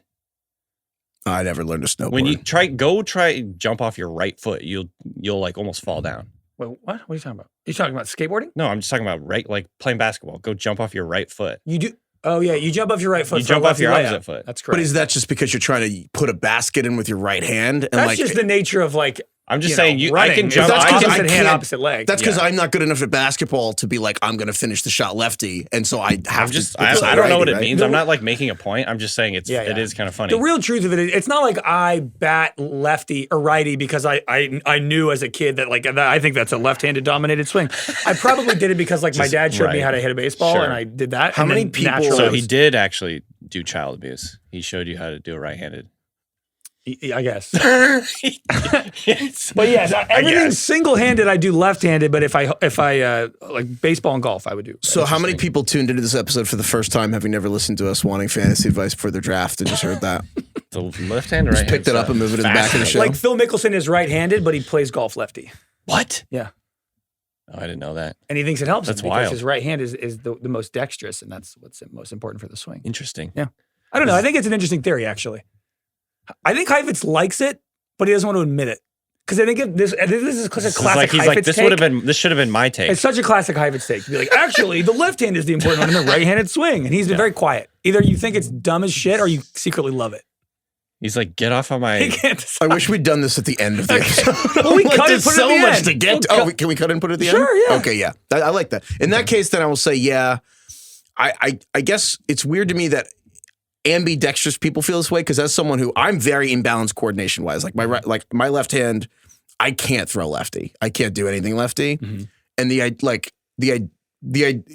what you're saying, the idea that I would switch and like try to do anything lefty, but you're saying lefty would be quote unquote righty. Like there's no chance I could swing I couldn't play golf or hit a baseball lefty. Like never. Yeah, I mean, of course. I mean, same. If I tried to switch right now and back what is like currently lefty, it'd be super hard. But I'm just saying, I think the most important arm is switched, and for what is considered left and right. I think for right-handed, it's left is more important, and for left-handed, right is more important. Anyway, what were we talking about? Kaleb and Gary? The right hand isn't doing that much when you're golfing. We'll get into golf later. Oh. I feel like the left arm, though. But like the left arm is the one leading the way. Do you think this is why I'm bad at golf? Because I'm very uncoordinated in my left hand? You're good at golf. What are you talking about? Well, maybe that's why I can't putt. Did you spill water on me before or after we? No, they just heard. They just heard that. So now we're coming back in, and now how this. Are you doing? I'm dry pretty much now. Yeah. Your pants look clean. So this works They're well. Probably less now, wrinkly now. But this actually works chronologically well because now we can talk about we played golf on Sunday. We'd never played golf together. All I know is Craig texted me. He said Heifetz has a fucking howitzer. And I'm just like, I can. That's and then so you should perfect. see me golf. Yeah. Oh. Hey, Heifetz sandbagged a little bit. Heifetz was kind of like, I'm fine at golf, whatever. Yeah, that sounds right. Yeah, that's the way to do it. I mean, I am. I'm fine. They're pretty good. I would say pretty good. Tate is good. Well, okay, Tate is good. Like no, Tate is not good. Tate is great. Fucking great. Tate is great. Tate is a 2.2 that handicap. motherfucker was like, "What's your handicap?" Well, here's like, I see you guys are saying 2.2. Yes, exactly. There's a point. You get a decimal in your handicap, you're good at golf. When you're that close to shooting par. Really? Then you start to get into decimals. Dude, there are layers to golf, and Tate is. You're right. Tate's great. Tate's amazing. Golf is. Tate's awesome. Sorry, I just wanted to join. He is. Yeah. But DK doesn't know how to talk about golf. It's also better to do what Heifetz did to say like I'm fine, and then you're a little bit better than you say than the other way where you're like I'm great, and you show up and miss the ball. Under promise and over deliver. Heifetz can fucking pound the ball off the tee. Well, that's new. That's First new of to all, my game. question: can you? So like, this is me being a very bad golfer. Yeah. Like. Hitting a driver, it's like who knows where the fuck that thing is going. There was I think 7 straight holes. It was kind of in the middle of the round, like maybe like hole. Because I was using Tate has an extra bag, which by the way, Tate's backup clubs are like any normal person's there were best so clubs. many clues that Tate was good that I didn't realize. I just asked him to play golf. Didn't realize like he was so good. Scotty Cameron putter in his backup bag. I was like, whoa. So what's that? It's just like a nice putter brand. It's like you can drive my backup car and it's a fucking Lamborghini. Heifetz swings like Bryson DeChambeau. He like kind of gets up, like locks his knees, stiff as hell. Is he and like just his club head speed is 10 million miles an hour. Smacks the ball. No, he just fucking takes like 9 practice. That's so fun. It's funny because it's new. Like I actually changed philosophically a few years ago. I used to be like, go slow, put it straight, hit it 200 yards, but I know exactly where it's going. Just swings as hard as he can. Really far. Swings as hard as he can. Absolutely annihilates the ball. He's saying that, but the ball doesn't go as far as you think. He's saying annihilate it. People can hit it far. Like, Tate can hit it 300 yards. Okay, but again, we're relatively. Stop comparing yourself. He's a scratch golfer. You're not. No, I'm not. And there was like 7 straight holes where he drove the ball like 285 dead straight. Downhill. Was it making the Happy Gilmore noise? Or it was like, yeah, it was. It was screaming. It did. No, it did. I will say I did cream a couple balls. It was fucking. I did. He was like, did anybody tell you, hey, you should play at the Waterbury Inn this weekend? Exactly. No, the best was actually we tried to drive a par 4 and actually put it off the back of the green. I was like, that's the most satisfying thing. It was downhill. It was downhill. It was downhill. When I saw the golf ball whacker guy. When I originally saw you kind of line up and you have a very interesting swing. You do this like very weird. He does this leg thing where it's unorthodox. I love everything about this. Right before he swings, he takes his left leg and like pivots it inward. It's unorthodox. And then begins to swing. It's like a really jerky like turn in, and then but he fucking smacks the ball. It goes. It's unorthodox. It's only weird if it doesn't work. Who was the guy that would like jerk the bat around really Gary hard? Sheffield. Yes, he kind of like got my birthday, March 18th. Like, Me and Solak and Gary Sheffield. Yeah. I just want to see I also so like badly. speed walking between like everything I do between the shots I try to do very quickly because when I'm on the ball he takes his time. I have to take a bunch of practice swings to get the weird fucking clanky thing. No, I don't think I'm a slow golfer, but on the ball, Tate, if he puts the ball on the ground in the tee and you look away and you look back, you're going to miss. Tate is on the ball for 7. He's like Lee Trevino. He's on the ball for 7 seconds. No practice swings. He doesn't even let his club like settle behind the ball. I feel like that's the better way to do it. Yeah, I wish I could be a 2 handicap, just taking 0 time whatsoever. That would be ideal. Yeah. It was really fun. Unfortunately, when I don't take my 4 practice swings, sometimes I've hit it 20 yards. Yeah. I just want to see this so badly. Also, wait, we forgot. Craig eagled the first hole. What? Yeah. Craig on the first hole on a par 4. Craig actually, Craig drove the green and then for that, like a little plaque. It was like that's like a hole in one. The first 9 was more, and to be clear, we're not driving par 4s all the time. It was like that was a short hole. Yeah, it was a short hole. What was a par 4? It was a par 4, but the hole was like 280. Yeah, it's like I don't think it's like an executive. It was more like it's a bunch. We're playing an old man. The front 9 was like a 9. slightly shorter 9. The back 9 was more. He drove the green and then just made the putt, so he had an eagle in the first hole. Did you go? Probably gonna be my best shot all day. Honestly, yeah. Honestly, we were like, we should go home. Yeah, I should leave. But it's funny because we'd always joke that we would just never play golf together. Yeah, and we're both kind of at the age where we get obsessed with golf, but we're like, we're never gonna play. We actually made it happen. So shout out to Tate. And we're similar skill level, so that's always like great when you find somebody who is we're very similar. Yeah. Craig's exactly my skill level, but like a little worse, so we can play. But I'll win every time, so it's fine. I beat Heifetz by 10 strokes. Let everybody know that. I lost no, it's true. I know he beat me by a lot. By the way, they invited me. I shot an 88. No. Yeah, not bad. You shot really well. No, that's the thing. I hit the ball really well, but my putting is a mess at the moment. And your drives, you lost the drive a little bit where it started to spray. I'll say if I want one thing known about my golf score, it's this. I take a breakfast ball and then I count every stroke. Yeah. So if I lose a breakfast ball, it's just a joke that if you fuck up your first shot, no one counts off the tee, you get a mulligan. You get a mulligan. Okay. Because it's like whatever. But that's the other thing Heifetz and I agree on is we're usually like finish your putts. You're not like some bullshit drops. Gimme culture is out of control. You know what? I should have an announcement. Okay. Here we go. All the old people who think that like the boomers who think the millennials are snowflakes, fine. Bingo free card space. You're giving up 8-foot putts. You guys are fucking lying about your putts. The gimme culture in the boomer generation is out of control. The idea that if people made boomers trophies. Yes, they participation trophies on greens. If people made boomers putt out all the gimmies they give, oh my God, you don't even want to know. And it is just a classic like honor. Like you're never doing any gimmies ever. We try no putt everything out unless it's within originally 8 inches. The original gimme rubric was if it is the length of the grip of your putter, which is like a foot. We do gimmies. We don't make someone. No one's missing that. No, but we now, don't make someone tap in from 2 inches out. That's obnoxious. But it's like this. Oh, okay. If you like, it's obnoxious to make someone putt 3 inches out. We're talking about like if it's like 4. I watched Rory McIlroy lose a goddamn U.S. Open from 3 feet out. Now, you're not as good as him. It's gone from the putter grip to the length of the putter to really like the length of a putter and a half. The putter is a lot. Yes. That is actually dude, it's crazy. All the time it happens. Oh, wow. I think the gimme stuff's out of control. And my rule is whenever someone's like, that's good, I'm like, look, if I do this 10 times, I'll miss one of them. Yeah. So it's not a gimme. Make the putt. It's only a gimme if I'll make it 20 out of 20 times.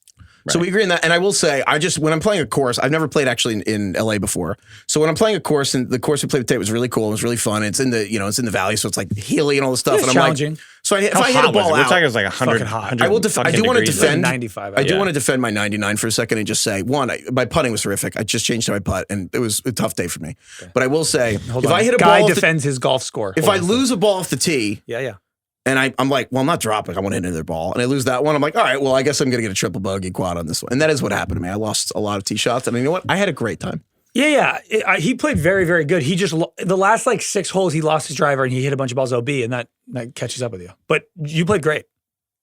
Sometime when my family isn't here and it's not 95 degrees, I will come golf with you guys. Yeah, I would love to. DK, you know what's so funny? I'm invited about this? myself. You can't say no. Is how everyone else feels about fantasy football. Yeah, which is everyone else. DK's eyes just glaze over when you start talking about golf. DK's like, I can't believe I didn't take a video of Heifetz on the tee box. Fuck. I can't believe you. I want to see it in real life. Shit, it looks. Here's the deal. It's a weird looking swing. I'm trying to get it to be one normal looking thing, and I tried with the other clubs, and but I just couldn't. I was like, I gotta the Terminator, but you also hit it as far as the Terminator, so it works. It was 100 degrees. I want to clarify some again because I feel like I'm offending golf fans when I say when you guys start talking about golf, my eyes glaze over. That's not true. I like the sport of golf. Mm-hmm. I don't want to hear your score. It's like your fantasy team. Do you know what that? You don't know what it means. I don't know what it means. If I say 88, 98, you don't know. It's like telling your fantasy team to someone who doesn't play fantasy. And you're like, it's like a 72 is like a par.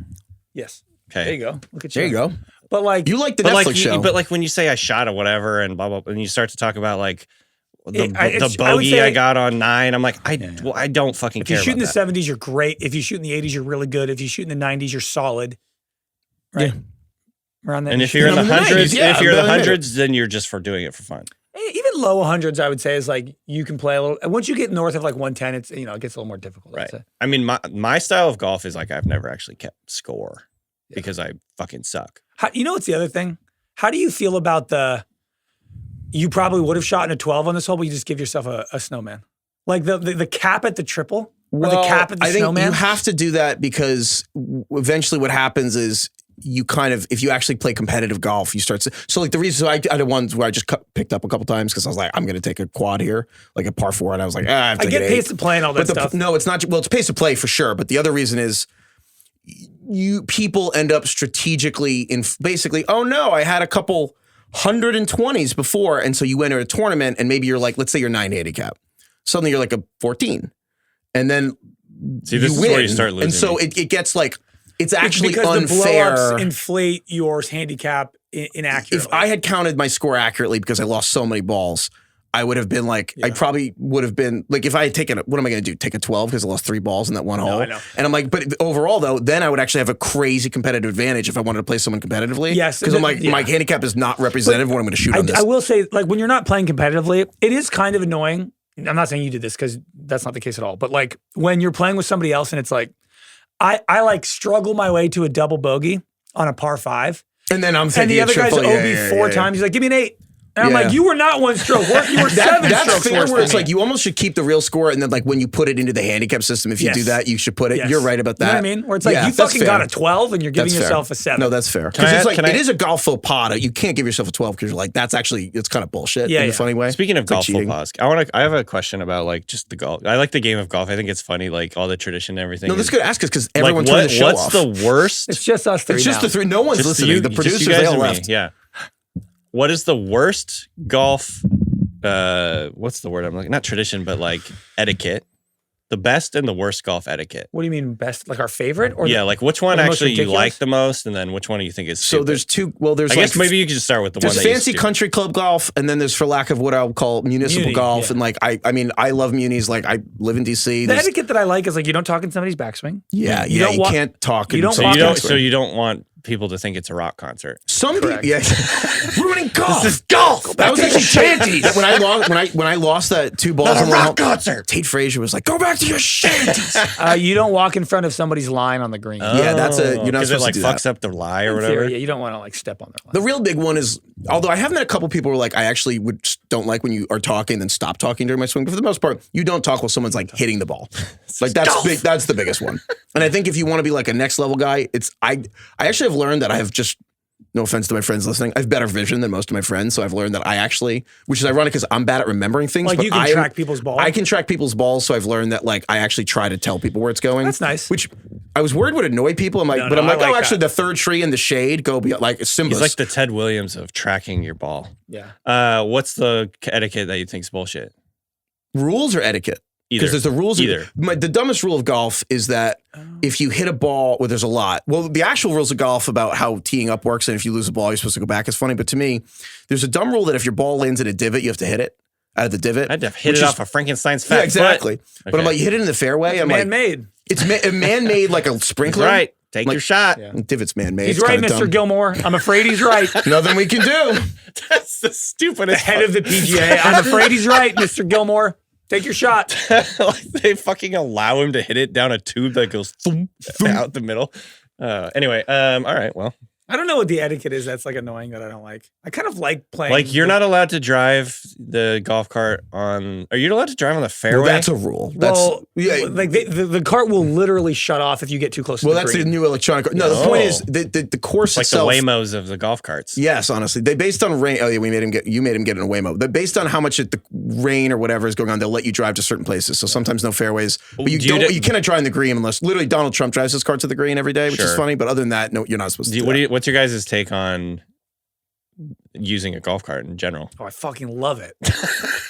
You know what's funny about that? I mean, Okay. I mean, it's actually, way For some reason, I thought like you'd be more of like a purist. No. I mean, look, lugging your heavy bag, if it's hot as hell, I mean, it saves you an hour. I just think it's... I like walking, but also I don't have to play golf where, I mean, it's pretty hilly where you probably play golf. Yeah. It's like untenable to walk. I like walking because... Also, pace of play. Like, die. if there's a foursome in front of you and they're all walking, you're like, I'm going to be here for 5.5 hours. Hit it on the fairway. What? Hit it on the fairway. You don't have to look for your ball. No, I think the thing with, I will say it's funny. It takes longer. Takes a while to walk. I used to get walk to your ball in the fairway or drive to your ball in the fairway. I would like get carts, and then I was talking to my good friend, shout out my friend a boss who's in the Marines, and I was like, so how do they like get you in shape to be a Marine? Like how do they? You just show up and then you're like, run a lot. What is the process? And he's like, what the fuck are you talking about? And I'm like, what's the? And he's like, how do you get in shape? He's like, you carry heavy shit all day. That's it. And then I started carrying my golf bag. Yeah, you go on these really long, I think they call it yogs. Yeah. He's like, you just carry shit all day forever. I'd rather There's just no work regimen. out in a different way and drive. I'm not like against. I think golf driving. cart, like that's my most fun part is just like ripping around. If it's 95 carts. degrees, lugging your bag for 4.5 hours. Yeah, if it's like 90, yeah. It's When do you think people, the last person listening, turned this off? There's a lot of people that like golf. I don't know. Yeah. Look, our audience is a lot of dudes in their 30s and 40s. Who golfs? You think just going to get more? It actually went up at the end. Yeah. Okay. All right. Wait, you never said, do you like or hate my left-handed theory? My left-hand, right-hand theory. That was the whole thing. You were right that I was What trying is the theory that you would hit better if you hit lefty? No, I'm just saying that a right-handed batter is really using their left hand more, and a left-handed batter is using their right hand. So more. that's It's like an interesting guide versus lead too. I was just about to say that with basketball. How do you shoot? Lefty. But that's a lefty shot, right? Yeah, that's a single-handed That's a lefty shot. shot. Say, mostly. Because the right-handed. This is interesting. I actually think we should. This is an interesting question. I think overall you're probably wrong. Like just probably. Someone would have thought of it statistically. Well, just the odds that you're right. But however, it's. I honestly. I don't even know if there is a right and wrong. Here's, I'm just saying. I guess could you argue that the right hand is more important? So what I was thinking about when I froze, and I didn't want to go into this early in the show, but I'm glad we picked it up and moved it because here's what I was thinking about when you said that. If I had to hit a ball like 40 yards, and I could pick one arm to do it, it was like closest to the pin, I got one shot. You'd pick your right. I would pick I'd pick my left hand, and I think I'd probably be more able to hit a one hand. Well, no, I'd do right hand. That would definitely be right. I think so. But no, I don't know. I mean, what do I know? I'm suck at golf. I mean, look at me. You don't suck at golf. I'm not saying that. You're sandbagging again. That's true. Be nicer to yourself. I don't know. True. Thanks, DK. Everyone be nicer to yourselves. It's hard out there. When you have two hands on the club or the bat, I do think the lead arm is the important one. Well, I think I guess what you're getting at is actually it's not that simple. On one hand, it's like you're wrong, but the other hand, you're getting into the nature of what does it mean to be lefty? Is it about power? Is it about coordination? Well, I think it's my actually point an is interesting that question. doing something two-handed, being a right-handed hitter, has nothing to do with being right-handed. Right. You just say it because you're on the right side of the plate. But I will say this. So interesting. I will say this really with a lot of with all absolutely due respect to MLB hitters, what they do is extremely hard. Yeah. I think relatively to some of the other things I've tried to do left-handed or goofy-footed or whatever, hitting lefty doesn't feel as weird as some of the other stuff. I guess what I'm saying is there's a lot of switch hitting players in the MLB. Cal Raleigh is having the best switch hitting season since Mickey Mantle. So obviously I'm not a good baseball player, I'm not a good hitter, whatever. Yeah. But I thought it didn't feel as weird as throwing with your left hand. Yeah. Throwing with your left hand is impossible. Or riding goofy footed or whatever, skateboarding goofy. I thought that stuff all felt way more unnatural. I wasn't good at it, but I could hit lefty. If there has to be, I think what I'm trying to say is that I think the connection between what you do with your single hand versus what you do with a two-handed sport is not that. There's not that much connection. I don't know what the discipline is, but if you are either a neurologist or a throwing coach or a doctor or just an actual mechanics expert, I don't know, kinesiologist, I don't know the fucking person, but can you email us at ringerfantasyfootball@gmail.com to explain? Tell us if Craig is just straight up wrong. But I also do what you're talking about though is what is the nature of being a righty mean? And then also, how does it actually apply to rotational sports? Which is interesting because the other reason is interesting is that I didn't expect to I don't think being right-handed makes you better at batting right-handed. I don't think that there's a connection, is my point. Interesting. I think you just do it because that's what most people do. That feels I feel But like, so I unqualified. don't to know if answer having this. the That's so dominant right hand, like throwing, riding, whatever, I don't know if that translates to a two-handed sport where you're swinging a baseball. But on right-handed. one level, it has to be connected to throwing because it's all the same rotational activity. Like throwing a football, functionally speaking, if you forget the exact details, throwing a football, hitting a tennis ball, like bowling, Those are all golf. single-handed sport. Yeah, but the point is rotational. It's all the same thing. A baseball swing, like it is all on one level, kind of the same. And so maybe it's as simple as the act of using one hand more means you're like neuromuscularly, like all the muscle groups are just easier using that way. So like maybe you're right, but also the act of, I don't know, but they're not different. Like hitting a baseball is not as different as you think as throwing a football. I also think it's interesting. Maybe I already said this because we've had this conversation now like half an hour apart. so funny. I feel like there's a lot more left-handed throwing people that hit right-handed than there are right-handed throwing people who hit lefty. Is there? Wait, say that again because you're right. But so lefties, I've had a few left-handed friends in my life who hit right-handed. In my baseball. brother, Phil Mickelson is extremely rare. It's rare to find a righty that bats. Well, my brother is a good test, like a good experiment of this because everything my brother was taught to do, he does righty. Everything he learned to do himself, he's a lefty. So like he writes with the right hand, but he bowls lefty. You know, everything he just picked up, he does lefty. Yeah. So my parents just thought he was righty and they were wrong, which is funny. Right. And then you have guys like Tua or like Rafael Nadal was trained to go lefty to be even though he's actually a righty. Then you have people like Tua where his dad made him go lefty, but that doesn't actually help you. It actually hurts you. It's kind of funny that Tua's lefty, but he's naturally a righty. That's still a bizarre choice that they made there. But that is interesting. There is something here. I don't know if your take is exactly right, but whatever you're noticing, I do think there is something to what you're saying. Yeah, there's always when I picture like batting right-handed, I'm like, I don't think this is a right-handed dominant activity. You know what I mean? But is that also just because you're a lefty, though? That could very well be. I feel like a lot of people are screaming that with their right. The only reason I started thinking about this is because Phil Mickelson has said this. And he was saying, me as a righty golfing lefty helps me. And that was what put it in my brain. And I was like, oh, interesting. I never thought about that. But how different is like, so say you're playing tennis, and I don't follow tennis closely enough. I imagine people do their forehand and what's the forehand and backhand? Yeah. Some of them do it two-handed, right? Both. Yeah, it was one hand for a long time, and now two hands the standard. Yeah. So like, there's not much difference between in terms of like swinging a baseball bat and swinging a tennis racket, forehand, backhand, and being a switch hitter. No, right? Or I guess maybe it's like your tennis, feet are different. I'm left-handed in tennis, right? Right. So my left hand is my forehand, but when I switch to backhand, then it becomes a right-handed baseball swing. Right. Isn't that weird? But I'm left-handed. That's what I was. And that's a right-handed trying tennis to say. player, their backhand is a left-handed baseball swing. Right. You know? That's what I was trying to say. I need to do my own research. I don't know. Is this what Joe Rogan's pod is like? Lefties, they're actually right. There's not an answer. There's not an answer here. I think it's just like this is just a fun hypothetical talking experiment. I wanted to pose. We've completely lost everyone. Yeah, I don't know. All right, let's get the fuck out of here. Okay, if anyone made it this far, genuinely, bottom of my heart, thank you. The tennis, I never thought about the tennis one, but yeah, right? Am I right about that? I don't know. Lefty forehand, righty. You asking us how you play tennis? No, I'm saying for anybody. If you are a right-handed tennis player and you obviously hit your forehand right-handed, when you bring it over to hit backhand, this becomes it's like a left hand. It's not a baseball swing, but it's the only thing I do that way. Your hands are as if you were batting lefty.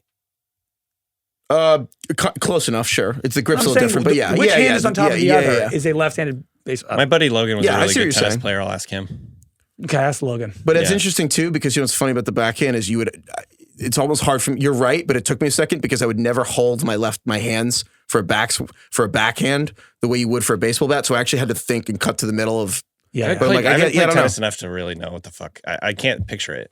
Yeah. I see. I guess what's interesting is just the idea that like the nature of how important the lead hand is just, that's an interest. How much power? Yeah, the nature. It's just, I don't know. At the end of the day, though, it's all coming from your feet anyway, which is the irony. The whole thing's actually about. That's why Scotty Scheffler's the number one golfer in the world. Hips. He's transferring. It's funny that Scotty leaves the ground when he hits. All in the hips. But guess what? He's transferring 100% of his energy to the ball because his feet left the ground. It's all coming.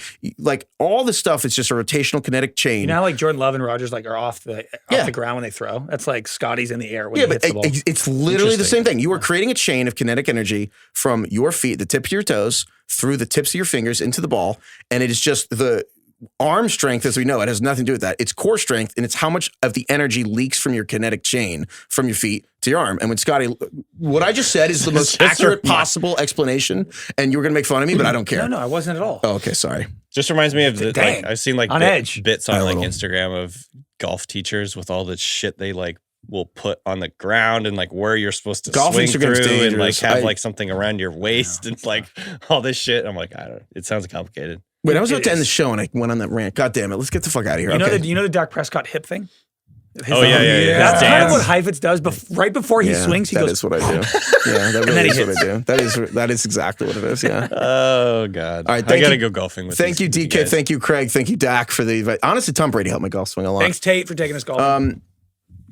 Yeah, thank you. Shout out Tate. Thank you for taking us golfing. Thank you, Kai. Thank you, Carlos. Thank you, Ronak. Thank you, Austin. Thank you, CT. Thank you, Chris. I don't know. There's a lot of people behind that studio. I think there's an entire different pod waiting for us to end this show. Thank you, everyone, for emailing us, ringerfantasyfootball@gmail.com. Email us. What did we want? We want the lefty-righty thing. If you have any kind of experience, really a discipline that can answer these questions, email us there. Also, we're getting close to the season. If you're left-handed, if you're right-handed, we'll start sending us trivia questions for waivers. Start sending us trivia questions for Showdown Time. Right. It has to be a number. Start sending those in.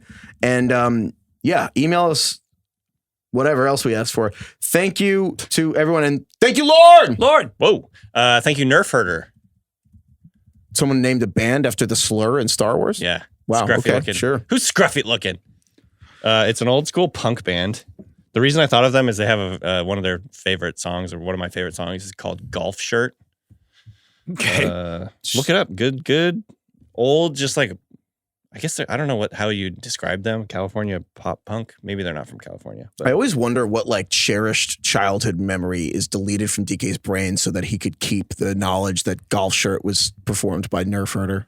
Shohei Ohtani. Nerf Herder was great, man. What about him? Doesn't he throw righty but bat lefty? Let me look it up. Ohtani hits left and throws right. Yeah. Oh wow! So he's like, no, so he's just the best baseball player ever. Yeah, he's the one of one. Yeah.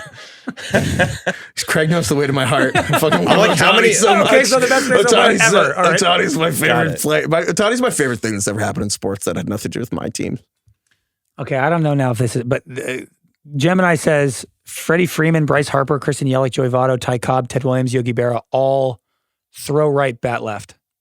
I don't know if all right, right. That's kind of no, but batting left though is also Some guys just choose to bat left because they're good because it's more advantageous against a right-handed. There were just batter. fewer lefty pitchers back in the day. Right. I think that now more pitchers want to be lefty because it's right. But yeah, it was just easier at the time. But also that was back. There weren't that many people. Yeah, I was just wondering. I was like, who does throw it's more right common. but bat left? And it's literally the best player in the league.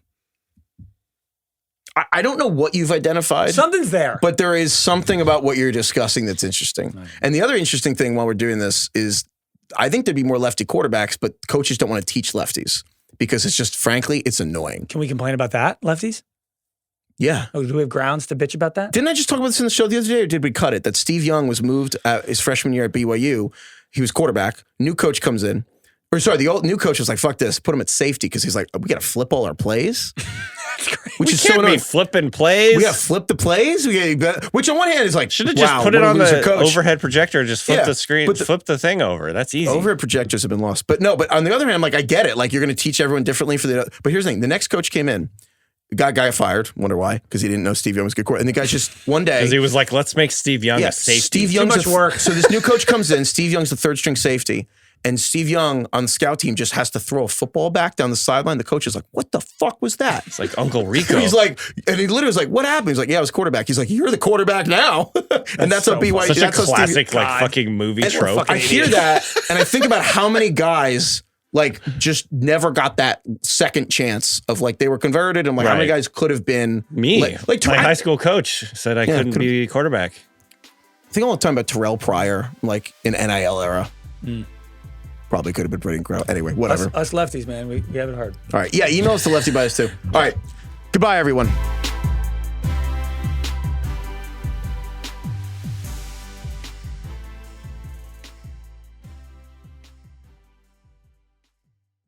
Must be 21 plus and present in select states. For Kansas, in affiliation with Kansas Star Casino, or 18 plus and present in D.C., Kentucky, or Wyoming. Gambling problem? Call 1-800-GAMBLER or visit rg-help.com. Call 1-888-789-7777 or visit ccpg.org/chat in Connecticut or visit mdgamblinghelp.org in Maryland. Hope is here. Visit gamblinghelplinema.org or call 800-327-5050 for 24/7 support in Massachusetts or call 1-877-8-HOPE-NY or text HOPE-NY in New York.